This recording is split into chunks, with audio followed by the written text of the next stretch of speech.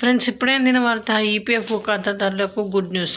Limit భారీగా పెంపు అంటూ వార్తలు అయితే వస్తున్నాయి ఫ్రెండ్స్. మరి దాని గురించి వీడియో చేయడం అనేది జరుగుతుంది ఫ్రెండ్స్. వీడియో స్కిప్ చేయకుండా చివరి వరకు చూడండి. అలా అయితే మీకు పూర్తి ఇన్ఫర్మేషన్ అనేది అందుతుంది. అలానే ఫ్రెండ్స్, చాలామంది చూస్తున్నారు కానీ సబ్స్క్రైబ్ చేయడం లేదు. సబ్స్క్రైబ్ చేయడంతో నేను చేసే ప్రతి ఒక్క ఇన్ఫర్మేషన్ మీకు నోటిఫికేషన్ రూపంలో వస్తుంది. అలానే లైక్ చేయండి ఫ్రెండ్స్. లైక్ చేసి ఇలాంటి ఇంపార్టెంట్ ఇన్ఫర్మేషన్ అనేది కొంతమందికి రీచ్ చేసిన వాళ్ళు అవుతారు. ఇంకా వివరాల్లోకి వెళ్ళిపోదాం.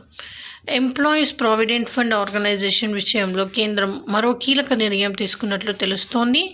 ఈపీఎఫ్ఓ పరిధిలోని ఉద్యోగుల గరిష్ట వేతన పరిమితిని పెంచాలని భావిస్తోందట.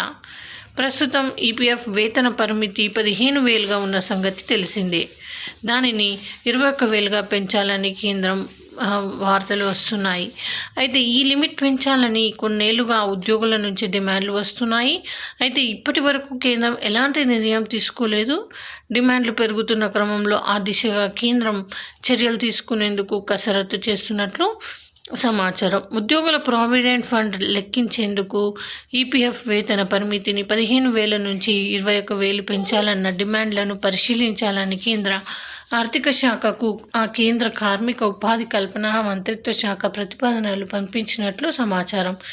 ఈ మేరకు కేంద్ర ప్రభుత్వ వర్గాలు తెలిపినట్లు ఫైనాన్షియల్ ఎక్స్ప్రెస్ ఒక కథనం ప్రచురించింది. 2024 సార్వత్రిక ఎన్నికల తర్వాత ఏర్పడే కొత్త ప్రభుత్వం దీనిపై నిర్ణయం తీసుకునే అవకాశం ఉందని ఎన్నికలకు ముందు వార్తలు వచ్చాయి.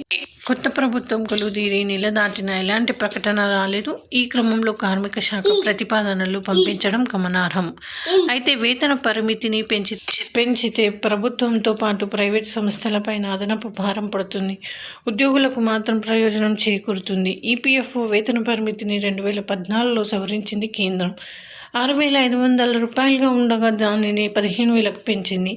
అప్పటి నుంచి ఏ మార్పు చేయలేదు. అయితే employees state insurance corporation ESIC వేతన పరిమితిని 21,000గా పెంచింది. ఈ నేపథ్యంలోనే ఈపీఎఫ్ఓ కూడా 21,000 పెంచాలన్న డిమాండ్లు పెరిగాయి. అయితే ప్రస్తుతం ఈ కొత్త ఈపీఎస్ కాంట్రిబ్యూషన్ లెక్కింపులు ఎలా ఉంటుందో చూద్దాం. ప్రస్తుతం ఈపీఎస్ కాంట్రిబ్యూషన్ 15,000 బేసిక్ వేతనంపై లెక్కిస్తారు.